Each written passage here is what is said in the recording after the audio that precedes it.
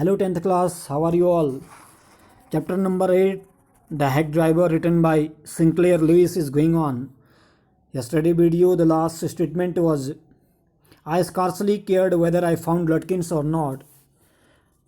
कहते हैं कि मुझे इस बात की बिल्कुल भी परवाह नहीं थी कि मुझे लटकिन मिलता या नहीं. यहाँ तक हमने लिया था. आज हम स्टार्ट इसको आगे से करेंगे. How about something to eat, मैंने सुझाव दिया. कहते हैं I suggested, I is a narrator, let's go to a restaurant and I will buy you lunch. मैंने सुझाव दिया कि उन्हें कुछ खा लिया जाए. चलो किसी रेस्तरां में चलते हैं और मैं तुम्हारे लिए दोपहर का भोजन खरीद लूँगा. ऐसा मैंने सुझाव दिया उस कोचवान को. कोचवान कहता है, well I ought to go home to the wife. ठीक है, मुझे घर पर अपनी पत्नी के पास जाना चाहिए. I do not care much for these restaurants, only 4 of them and they are all bad. मुझे ये रेस्तरां अधिक पसंद नहीं हैं, केवल 4 ही हैं और सब के सब खराब हैं. Tell you what we will do, मैं तुम्हें बताता हूँ कि हम क्या करेंगे.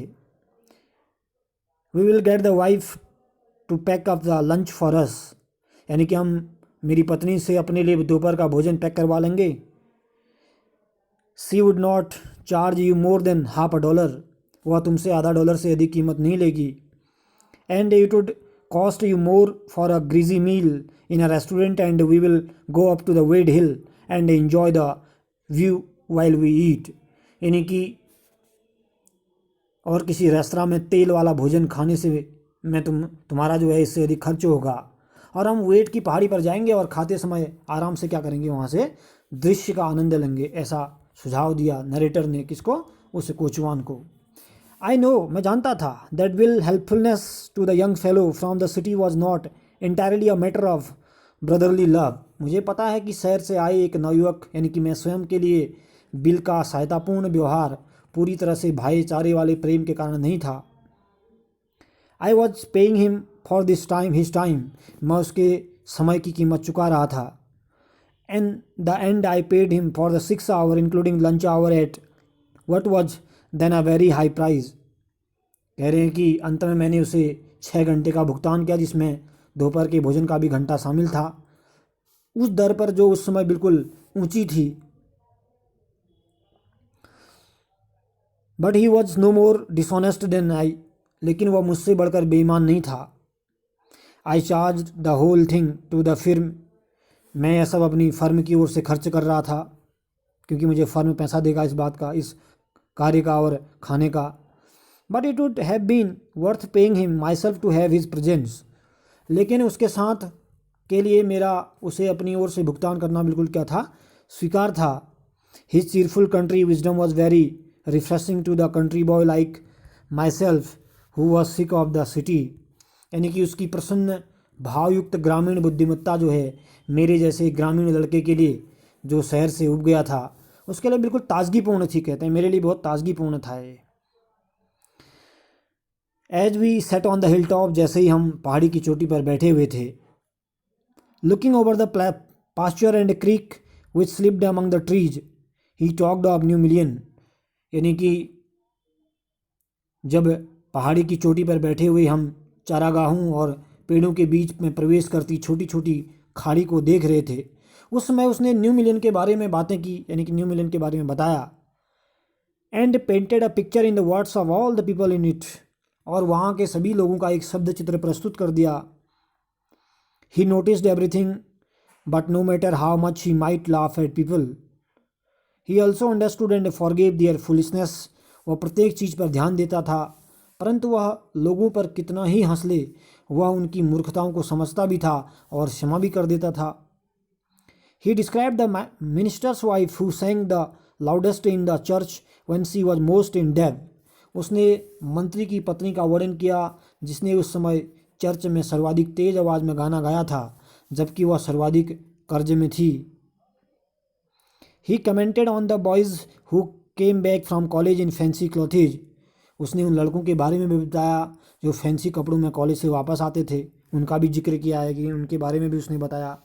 ही टोल्ड अबाउट द लॉयर्स, उसने उस वकील के बारे में भी बताया, whose wife could never succeed in getting him put on the both of the collar and tie on the same day. उसने उस वकील के बारे में भी बताया जिसकी पत्नी कभी उसे एक ही दिन कॉलर और टाई दोनों पहनने में सफल नहीं हो सकी, उसके बारे में भी उसने बात की। He made them all live, यानी कि उसने उन सभी का जीवंत वर्णन किया। ऑल लिव का मतलब होता है यानी कि जीवंत वर्णन किया उसने। On that day I came to know New Million better than I did the city to love it better. उस दिन मैंने न्यू मिलियन को शहर से अधिक अच्छी तरह जाना और इससे अधिक प्रेम भी किया। Bill did not know, bill ये जानता नहीं था अबाउट कॉलेज एंड सिटीज़, यानी कि बिल कॉलेज व शहरों के बारे में नहीं जानता था। बट लेकिन he had travelled around a lot of country, लेकिन उसने ग्रामीण क्षेत्रों में बहुत यात्राएं की थी। And had a lot of jobs, और बहुत से कार्य भी किए थे उसने वहाँ। From his adventures he had bought back a philosophy of simplicity and laughter. He strengthened me, यानी कि अपने साहसिक कार्यों से वह अपने साथ सीधेपन और हंसी की एक दार्शनिकता वापस लाया था। उसने मुझे मजबूत बना दिया था, यानी कि ही स्ट्रेंथन्ड मी का मतलब होता है उसने मुझे मजबूत बना दिया था। We left that peaceful scene of meadows and woods and resumed over our search of audible लटकिंस।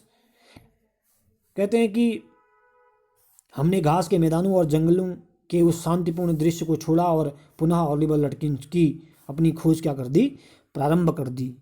We could not find him, यानी कि हम उसे ढूंढ नहीं पाए। At last Bill concerned a friend of Lutkins and made him admit what he guessed Oliver's gone out to the mother's farm there 3 miles north. अंत में bill ने जो है लटकिंस के एक मित्र को घेर लिया और उससे वह स्वीकार करा लिया जो उसका बिल का यानी कि अनुमान था। ऑलिवर जो है उत्तर की ओर 3 मील दूर अपनी माँ के फार्म हाउस पर गया था। We drove out there laying plans, योजनाएं बनाते हुए हम वहाँ की ओर चल पड़े। अब जहाँ उसकी मदर का फार्म हाउस था हम वहाँ की ओर चल पड़े, कहते हैं। इतना देखना है आपने आज, थोड़ा लंबा हो जाएगा ये, यहाँ तक का ट्रांसलेशन देखना है। गुड वर्ड मीनिंग में आपको क्लियर करा रहा हूँ जहाँ से हमने पढ़ाया था आज, ठीक है ना। हमारा लास्ट सेंटेंस, हमारा जो स्टार्टिंग था आज यहाँ से था, तो उसमें कुछ वर्ड मीनिंग आए हैं जिसको मैं आपको बता रहा हूँ। यानी कि एक वर्ड आया है आपका स्कार्सली, मैंने बताया मुश्किल से। सजेस्टेड में होता है सुझाव देना, ग्रीजी तेल वाला कहते हैं, ठीक है ना। उसके बाद हेल्पफुलनेस है, उसको बोलते हैं सहायतापूर्ण व्यवहार। इंटायरली एक शब्द आया है जिसको बोलते हैं पूरी तरह से। उसके बाद अगला शब्द है इंक्लूडिंग, जिसको बोलते हैं शामिल करते हुए। चार्जड है खर्च करना, चार्ज करना। रिफ्रेशिंग एक वर्ड है जिसको ताजगी देने वाला बोलते हैं। सिक मैंने बताया उब जाना। पास्चर जिसको चारागाह बोलते हैं। क्रीक में होता है छोटी खाड़ी को बोलते हैं। स्लिप्ड इनटू लिखा है प्रवेश करना। कमेंटेड है कमेंटेड जिसके बारे में बताना। पुट ऑन लिखा है पहनना। एडवेंचर्स में होता है साहसिक कार्य। फिलासफी आप जानते हैं, फिलासफी जिसको बोलते हैं दार्शनिकता। उसके बाद स्ट्रेंथन्ड है जिसको बोलते हैं मजबूत बनाना। मिडोज घास के मैदानों को बोलते हैं, ठीक है ना। और कॉर्नर्ड है, कॉर्नर्ड का मतलब बोलता है घेर लेना। लेइंग का मतलब होता है बनाते हुए, लास्ट में हुआ है वर्ड, ठीक है ना, लेइंग।